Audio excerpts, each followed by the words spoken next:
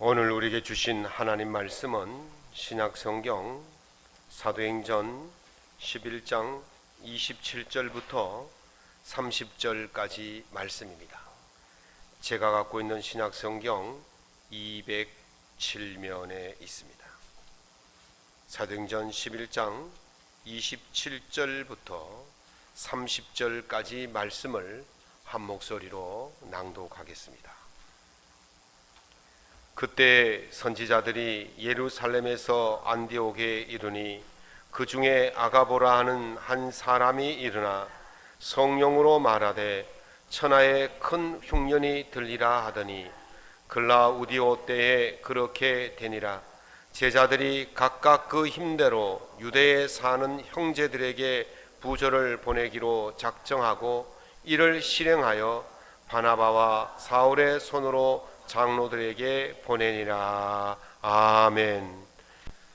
오늘 본문의 말씀으로 선한 이웃으로 산다는 것 두 번째 시간의 말씀을 나누고자 합니다. 통계에 따르면 민간 사회복지시설 중에서 개신교인들이 운영하는 복지시설이 전체의 70%나 달한다고 합니다.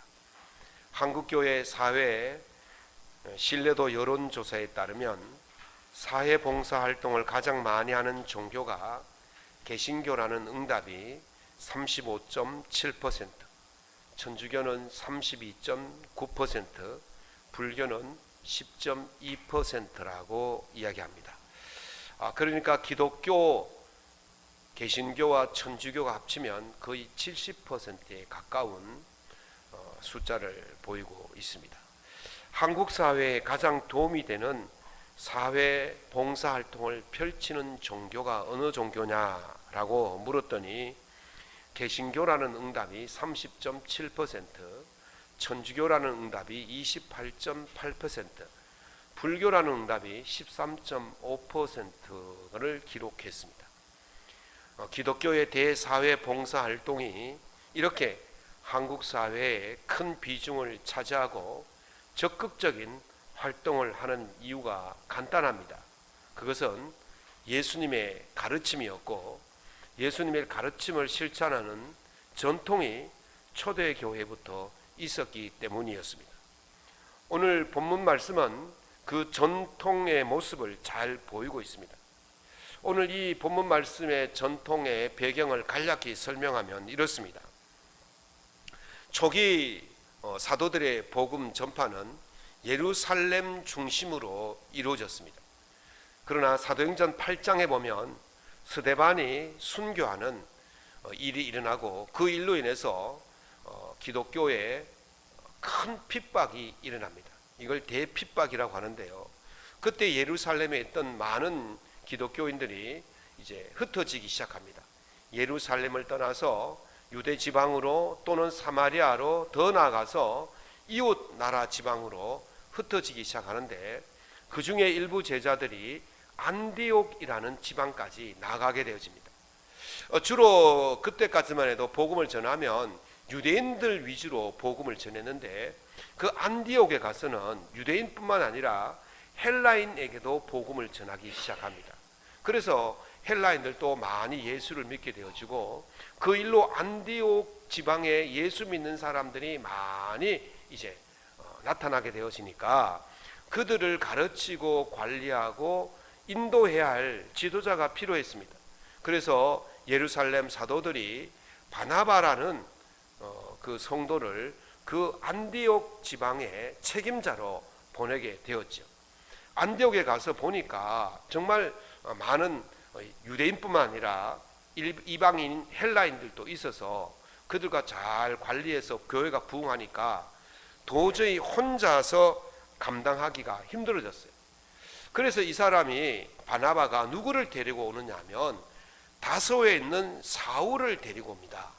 사울이 누구냐면요, 예수 믿는 사람들을 잡아서 죽이려고 대제사장에게 공문을 가지고 다메섹으로 가던 사람이었습니다. 그러니까 예수 믿는 사람을 핍박하는데 제일 앞장섰던 사람이 사울이었죠. 사도행전 9장에 보면 그 길로 가다가 다마섹에서 예수님을 만나게 되어지고 거기서 회심을 하게 되어집니다. 아, 예수님이 진짜 그리스도구나, 이것을 깨닫게 되어지고 그 사람이 이제 회심한 상태에서 다소에 머물게 되어집니다. 바나바가 그것을 알고는 이 사울을 찾아가서 사울을 데리고 이제 안디옥으로 데리고 오는 거죠. 이 사울이 나중에 누가 되냐면 바로 바울이 되는 겁니다. 우리가 잘 알고 있는 그 바울 사도, 이 바울 사도가 바로 사울이었어요.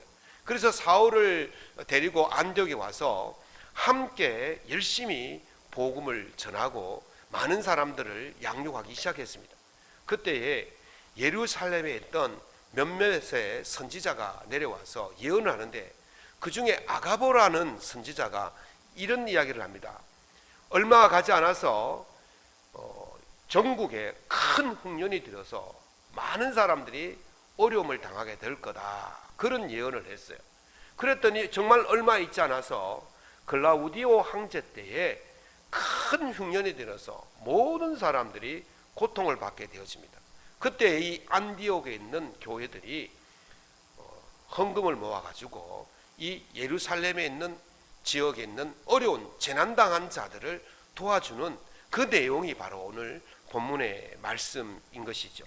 지난주에 누가복음 10장의 말씀을 통해서 예수님께서 비유로 말씀하신 누가 강도 만난 자의 이웃이냐라고 물으셨을 때 누가 강도 만난 자의 이웃이라고 말씀을 했습니까? 불쌍한 마음을 가지고 자비를 베푼 자가 강도 만난 자의 이웃이다, 그렇게 말씀을 드렸습니다. 오늘은 본문을 가지고 그러면 그 재난 당한 자들을 구체적으로 어떻게 도와야 하는지를 말씀드리고자 합니다. 그 첫 번째는 관심을 가져야 합니다. 사도행전 15장에 보면 최초의 교회 회의가 나타납니다. 이 교회 회의를 통해서 어떤 일이 벌어졌냐면 바울이 이제 안디옥에서 이제 선교사로 파송을 받아서 여러 다른 지역, 그러니까 소아시아 지역으로 다니면서 복음을 전하지요. 그리고 이 복음 전한 내용을 가지고 성과가 있었을 거예요. 많은 사람들이 예수를 믿었고 교회가 세워지는 그 성과를 가지고 이제 예루살렘에 와서 보고하는 그런 내용이 사도행전 15장에 나오는데, 문제는 뭐냐면 바울이 전한 지역이 소아시아, 지금의 터키, 티르키예라 그러죠. 그 지역이 헬라인들이 많이 살았어요. 그 이방인들의 지역이에요. 유대 지역이 아니고 이방인 지역이기 때문에 이방인들에게 복음을 전하는데 문제가 뭐냐면 유대인들은 어릴 때부터 할례를 받았어요. 그런데 이방인들은 할례를 받지 않잖아요. 그래서 과연 이 할례를 받지 않는 이방인들이 구원을 받을 수 있느냐 없느냐, 이 문제가 지금 큰 논쟁거리가 되었던 거죠. 그래서 사도행전 15장에 교회 대표자들이 모여서 과연 할례를 받아야 되느냐 안 받아야 되느냐, 이 문제로 논쟁을 해서 결국 네 가지를 결정하게 되어집니다. 첫 번째는 우상의 더러운 것을 멀리해라. 두 번째는 음행을 멀리해라. 세 번째는 목매어 죽인 것을 멀리해라. 네 번째는 피채 먹지 말라. 이런 네 가지를 금기사항으로 정하고 이 네 가지만 잘 지키면 할례를 받든지 안 받든지 그거는 문제가 되지 않는다, 그렇게 이야기를 한 것이죠. 그래서 이 네 가지를 잘 지키는 것으로 결정하고 바나바와 바울을 다시 안디옥으로 이 네 가지 조항을 전하라고 보내는 그 이야기가 사도행전 15장의 그 종교회의 이야기죠. 그런데 갈라디아서 2장에 보면 그때 결정되어진 이 것보 말고도 두 가지 일이 더 있음을 이야기를 합니다. 하나는 뭐냐면 예루살렘에 있는 사도들은 유대인들에게 복음을 전하는 사도로 세우심을 받았다라는 것을 결정되어졌고, 또 하나는 바울은 이방인들에게 복음을 전하는 자로 부름받았다는 사실을 서로 상호 인정하는 그런 내용이 한 가지가 있었고, 또 한 가지는 뭐냐면 예루살렘에 있는 사도들이 바울에게 가난한 자들을 기억해달라, 그렇게 이야기를 합니다. 그럴 때 바울이 나는 본래부터 그들을 위해서 항상 힘썼다라고 그렇게 이야기를 하죠. 이게 바로 갈라디아서 2장에 나오는 이야기예요. 그러니까 여기서 나오는 결정적인 이유가 뭐냐면 가난한 자들을 기억하라는 거예요. 다시 말하면 그들에게 관심을 보이라는 거예요.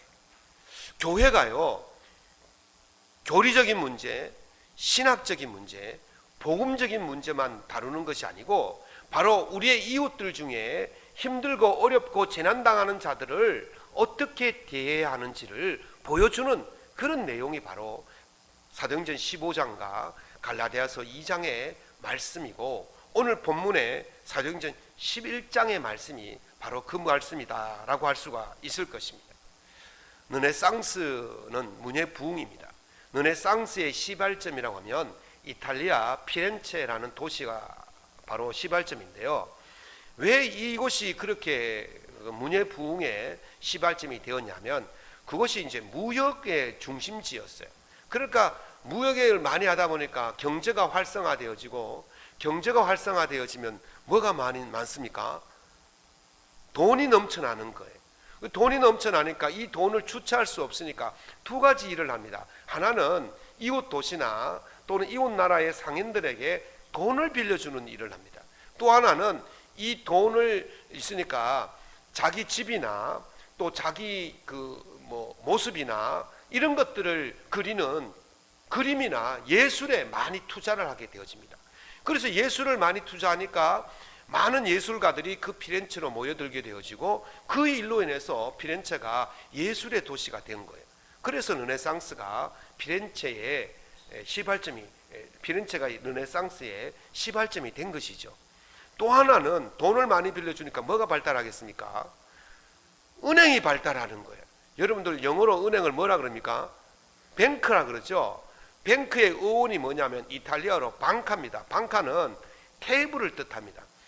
사람들이 돈이 많으니까 자기 집 앞에다가 테이블을 펼쳐놓고 돈을 빌려주는 거예요. 그 테이블 위해서 돈을 빌려준다는 것이 바로 방카거든요. 그래서 방카가 뱅크가 된 거예요.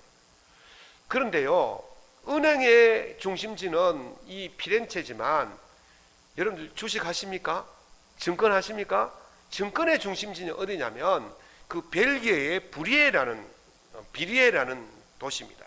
부리에라는 도시, 이름이 부리에인데, 이 부리에라는 도시에 그 테르 비르제라는 광장이 있어요. 그 비리제 광장에 보면 뭐가 있냐면 테르 비리제 가문에서 운영하는 여관이 하나 있는데, 그 여관을 중심해서 많은 상인들이 모여들어서 서로 이제 물건을 사고 파는데, 어떤 사람들은 물건도 보지 않고 돈부터 주는 거예요. 나 돈 줄게. 너 몇 달 뒤에, 또 한 달 뒤에, 두 달 뒤에 물건 다 하고, 이렇게 하는 이런 이제 돈 없는, 물건 없는 돈이 오가는, 그것이 바로 증권의 시발점이었다는 것이죠. 그런데요, 돈이 얼마나 넘쳐났는지를 보여주는 그림이 하나 있습니다. 1514년에 크벤티 마시스라는 화가가 그린 그림인데요, 환전상과 부인이라는 그림인데, 제가 그 그림을 봤더니만요, 그 환전상 뒤에는요 고가의 물건들이 놓여 있고 저울로 돈을 다는 그런 모습이 있어요. 그 옆에 부인이요 성경책을 넘기고 있어요. 그런데 그 눈길이 어디가 있습니까? 손은 성경책을 넘기고 눈은 신랑이 돈 헤아리는, 돈 세는 그곳에 이렇게 하고 있어요. 또 한 가지는 그 앞에 볼록 거울이 있어요. 그 당시에 볼록 거울을 가졌다는 것은 굉장히 부자예요.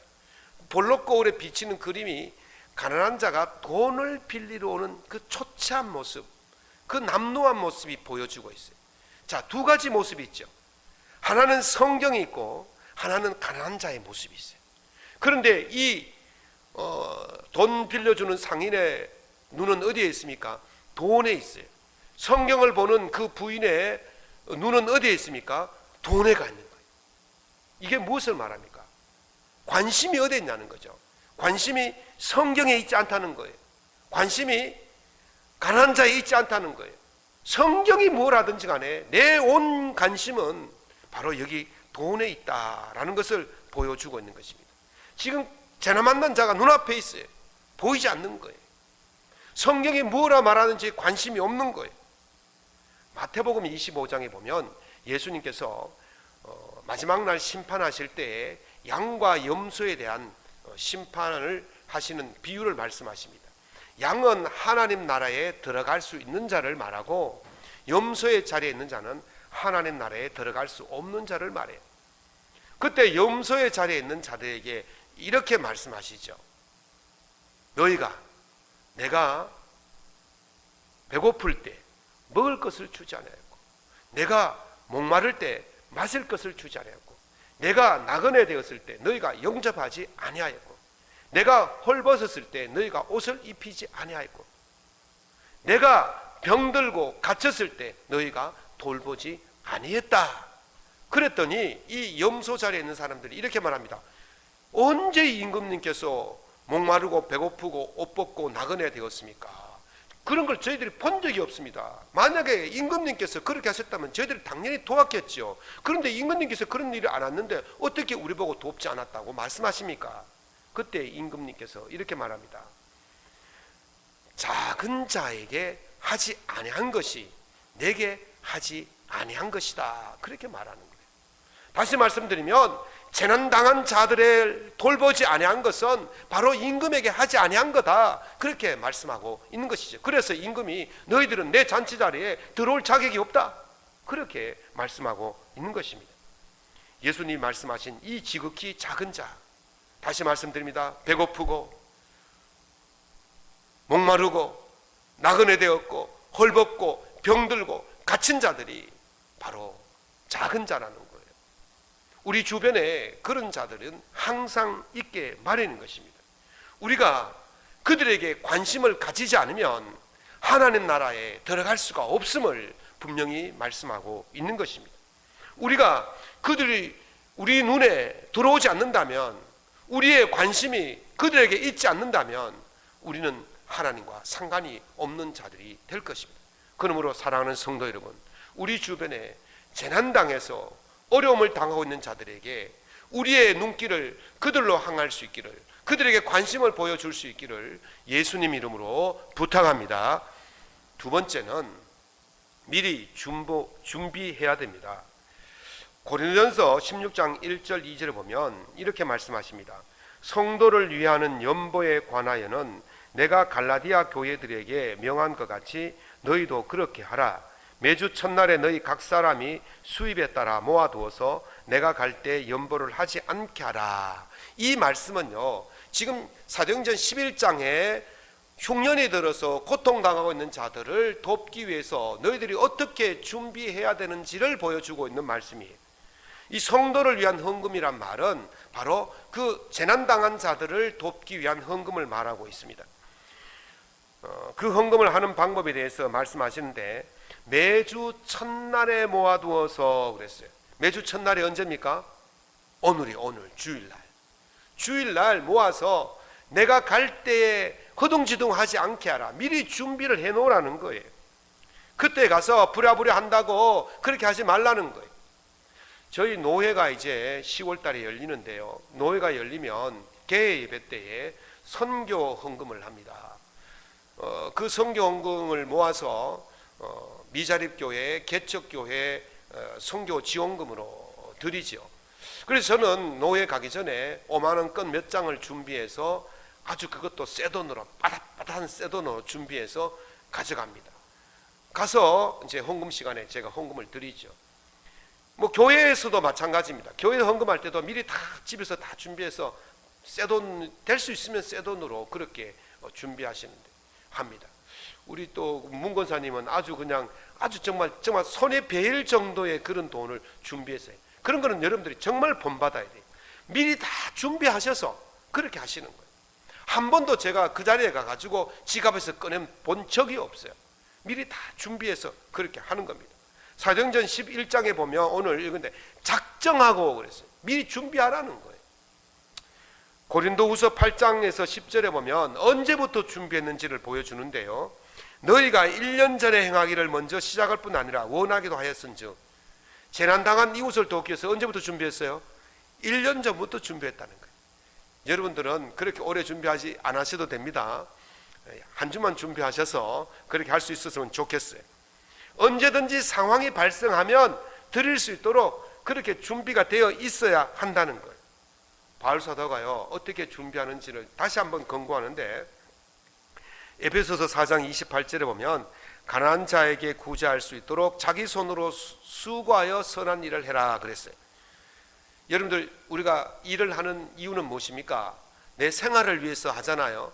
내 생활을 위해서 일을 합니다. 그런데 바울 사도가 뭐라 합니까? 이웃을 위해서, 선한 일을 위해서도 일을 하라는 거예요. 하루 8시간 일하시죠. 8시간 일하고 잔업은 1시간 정도, 30분 정도는 이웃을 위해서 일을 더 하라는 거예요. 그래서 그 이웃을 위해서 한 그것을 가지고 이웃을 도우라는 거예요.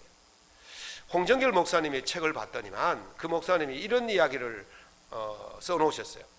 6.25 당시에 미국에서 많은 구호 물자를 우리나라에 보내는데 거기에 편지가 하나 있는데 그 편지에 이렇게 쓰여 있다고 합니다. 내가 한국인들을 돕기 위해서 오버타임을 해서 그 돈으로 당신들에게 보냅니다. 그렇게 써 있다는 거예요. 자기가 8시간 근무했는데 1시간을 더 일을 해서 그 1시간 더한 일을 한 그 임금을 한국 재난당한 사람들을 위해서 보냈다라는 것입니다. 성도는요, 자기 쓸 것만 염두에 두지 않는 사람들이 성도입니다. 내가 일해서 번 그 돈은 나만을 위해 쓰는 것이 아니라 이웃을 위해서 쓸 수 있도록 내가 조금 더 수고하는 사람, 그것이 바로 성도의 자세여야 한다는 것입니다. 그래서 미리미리 준비해서 우리의 재난당한 이웃들을 도와야 하는 것이 성도의 자세고, 하나님께서 기뻐하시는 선한 이웃의 삶인 것을 명심하시고 그렇게 살아갈 수 있기를 예수님 이름으로 부탁합니다. 세 번째는 힘대로 해야 됩니다. 오늘 사도행전 11장 29절에 제자들이 각각 그 힘대로 유대에 사는 형제들에게 부조를 보내기로 작정하고, 이 힘대로라는 말은 공동 번역에 보면 힘 닿는 대로 그렇게 말했습니다. 그리고 세 번역에 보면 각각 자기 형편에 따라 몫을 정하여라고 번역하고 있습니다. 가시하기 위해서 하지 말라는 거예요. 남들에게 보여주기 위해서 하지 말라는 거예요. 내 형편이 안 되는데 과도하게 하지 말라는 거예요. 남을 돕는 일에도 정도가 있는 거예요. 형편도 안 되는데 그냥 그렇게 막 하지 말라는 거예요. 자신의 형편에 따라서 몫을 정해서 하라는 것입니다. 러시아의 유명한 작가 중에 여러분들이 아는 작가는 누구만 있습니까? 네? 톨스토이? 네, 그보다도 더 유명한 미리 나왔던 사람이 투르게네프라는 러시아 문호가 있습니다. 이 사람이 쓴 글을 보면 주인공이 길거리를 걷어가는데 노숙자 한 사람이 아주 뭔가 바라는 눈빛으로 이렇게 보고 있었대요. 그래서 그 사람에게 이제 도와주려고 주머니를 뒤져봤더니만 주머니에 아무것도 없더랍니다. 정말 아무것도 없대요. 그래서 그를 도와야 되는데 도와줄 수 있는 게 아무것도 없으니까 이 사람이 노숙자의 손을 꼭 잡으면서, 형제요, 내가 당신을 도와주려고 했더니 내게 가진 것이 아무것도 없어서 정말 미안합니다. 그렇게 이야기했더니 이 노숙자가 다시 그 신사의 손을 꼭 잡으면서, 괜찮습니다. 당신의 그 마음이 나에게는 가장 큰 선물입니다. 그때 이 신사가 자기가 도리어 큰 선물을 받았다. 그렇게 이제 글이 끝이 나요. 이 투르게네프의 그 이야기를 차용해서 윤동주 시인이 쓴 시가, 산문시가 있는데 투르게네프의 언덕이라는 글이 있어요. 여러분들 나중에 한번 찾아보십시오.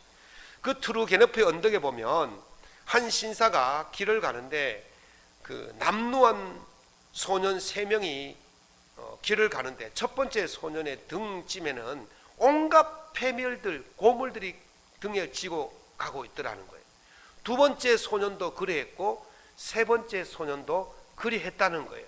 그래서 저 측은히 여기는 마음으로 저들을 도와야 되겠다. 그래서 주머니를 뒤져봤더니 주머니 속에 두툼한 지갑이 잡히더라는 거예요.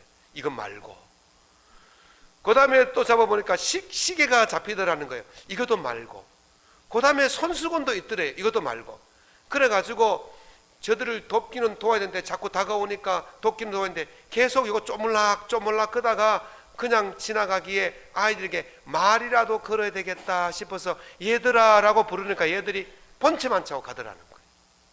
이 두 가지 투르게네프의 소설과 윤동주 시인의 그 시와 비교해보면서 무엇을 느낍니까?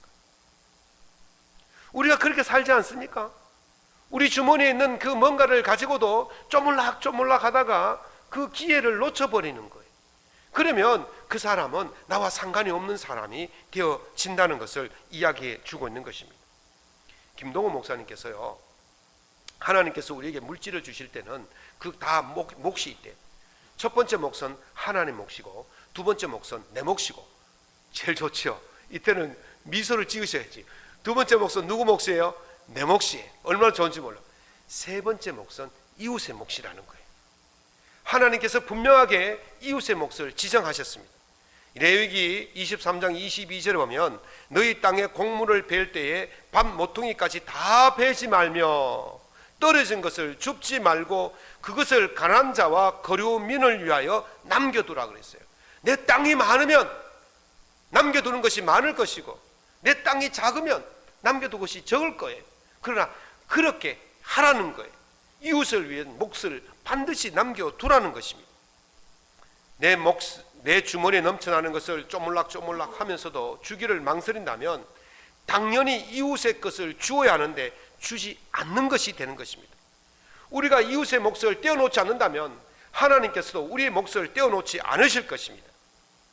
주라, 그리하면 너희에게 줄 것이니 곧 후이되어 누르고 흔들어 넘치도록 너희에게 안겨주리라. 너희가 헤아리는 그 헤아림으로 너희가 도로 헤아림을 받을 것이다 그랬어요. 다시 말씀드립니다. 하나님께서 우리에게 요구하시는 것이 이웃에 대한 몫이 분명히 있으라고 말씀하십니다.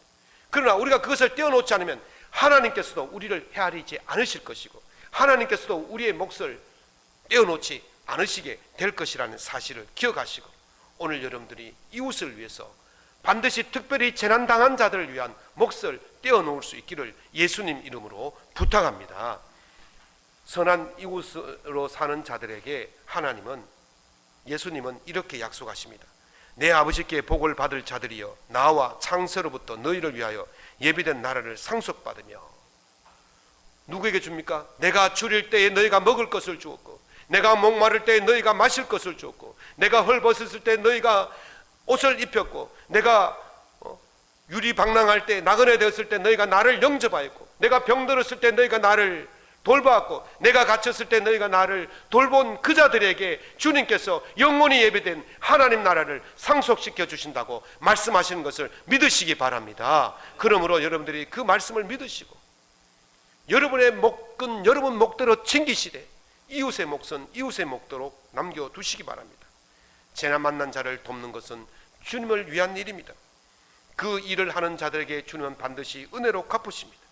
원래는 전례 없는 이 폭우로 많은 사람들이 희생되어지고 많은 수혜민들이 생겨났습니다. 이 폭염으로 많은 환자들이 발생하고 있습니다. 이런 어려운 재난당한 자들을 위해서 우리가 해야 될 일은 그들의 몫을 떼어서 그들에게 돌려주는 일일 것입니다. 그렇게 여러분들이 관심을 가지고 준비해서 힘대로 재난 만난 자들을 돕는다면 하나님께서도 여러분을 도우시고 큰 은혜로 채워주실 줄로 믿으시기를 예수님 이름으로 축원합니다.